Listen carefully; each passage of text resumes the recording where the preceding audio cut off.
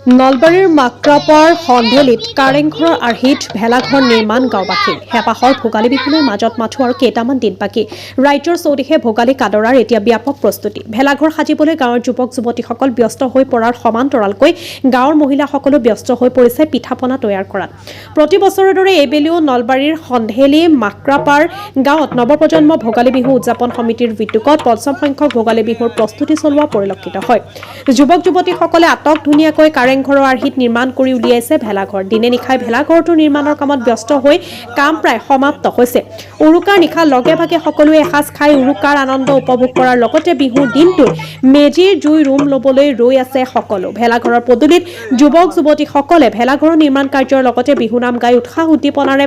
ভোগালী বিহুক আদৰিবলৈ ব্যস্ত সকলো লক্ষণীয় যে এই বৰ্ষত প্ৰাণৰ শিল্পী জুবিন গাৰ্গৰ স্মৃতি জীয়াই ৰখাৰ স্বাৰ্থত তেখেতৰ গীটাৰ এখন ধানৰ খেৰেৰে সাজি উলিওৱাৰ লগতে জুবিন গাৰ্গ সোঁৱৰণী একক নৃত্য প্ৰতিযোগিতা আৰু তেখেতৰ শ্ৰদ্ধাঞ্জলি অনুষ্ঠান আয়োজন কৰা বুলি উদ্যোক্তাই জানিবলৈ দিয়ে নলবাৰীৰ পৰা ৰিংকুৰাই চৌধুৰীৰ ৰিপৰ্ট নিভাজ অসম লাইভ প্ৰস্তুতি আমাৰ প্ৰায় 85% কাম আমাৰ সম্পূৰ্ণ হৈছে আৰু প্ৰায় দুমাহ ধৰি আমাৰ ল'ৰাখিনিয়ে কাম কৰি আছে আজিকালিতো জানেই যে আজিকালি কৰ্মমুখী হৈছে সকলোৱে আৰু যাৰ বাবে কিন্তু যান্ত্ৰিক সভ্যতা যান্ত্ৰিক যুগত এই সভ্যতা সংস্কৃতিসমূহ কিছু পৰিমাণে মানে আমাৰ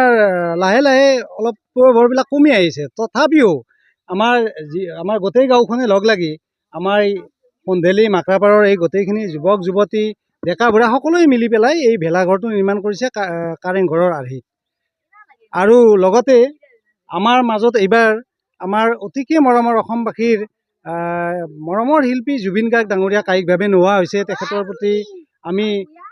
শ্ৰদ্ধাঞ্জলি দি তেখেতৰ আমি সোঁৱৰণ কৰাৰ কাৰণে এখন প্ৰতীকী ৰূপত আমি গীটাৰ বনাইছোঁ আৰু তেখেতৰ প্ৰতিকৃতি থাকিব আমি এইবাৰ দুখেৰে অনুষ্ঠান পাতিব লগা হৈছে কিন্তু উপায় নাই আমি তেখেতক আমি মনতো ৰাখিব লাগিব তেখেতৰ সৃষ্টিৰে আমি জীয়াই ৰাখিব লাগিব আৰু লগতে আমি আমাৰ পৰম্পৰা সংস্কৃতি সেইখিনিও জীয়াই ৰাখিব লাগিব সেই হেতুকে আমি এই ভেলাঘৰ নিৰ্মাণ কৰিছোঁ আৰু লগতে ইয়াৰ লগত সংগতি ৰাখি আমি আমাৰ যি পৰম্পৰাগত কৃষি সঁজুলিসমূহ বৰ্তমান যান্ত্ৰিক যুগত লোপ পাইছে যিখিনি পদ্ধতি দি আমাৰ ককা আজো ককাহঁতে কৃষি কৰ্ম কৰিছিল সেই পুৰণি সা সঁজুলিখিনি উপস্থাপন কৰাৰ কাৰণে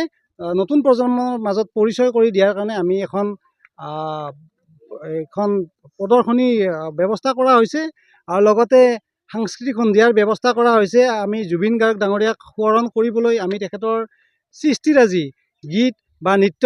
এইসমূহ আমি উৰুকাৰ আগদিনা আমি এটা ব্যৱস্থা কৰিছোঁ বিভিন্ন খৰচ আছে গতিকে খৰচটো আপোনালোকে কিদৰে বিলাইছে হয় আমাৰ এই সন্ধেলি মাক্ৰাপাৰ অনুষ্ঠানটো প্ৰায় 95% মানুহ কৃষিজীৱী বা অতিকে মানে শ্ৰম কৰি খোৱা মানুহ আমি এই টকাখিনি প্ৰতি ঘৰে আমাক যিখিনি সাধ্য অনুযায়ী দিছে হয় আমাক টকাৰ যথেষ্ট প্ৰয়োজন হয় বিভিন্ন অনুষ্ঠান পাতিলে কিন্তু আমাৰ যিখিনি সাধ্য অনুযায়ী আমি ব্যৱস্থা কৰিছে কিন্তু সেইখিনিয়ে আমি যিমানখিনি পাৰোঁ আমি চেষ্টা কৰিছোঁ তথাপিও আমি আশা কৰোঁ আমাৰ যিখিনি আমাৰ অনুষ্ঠানৰ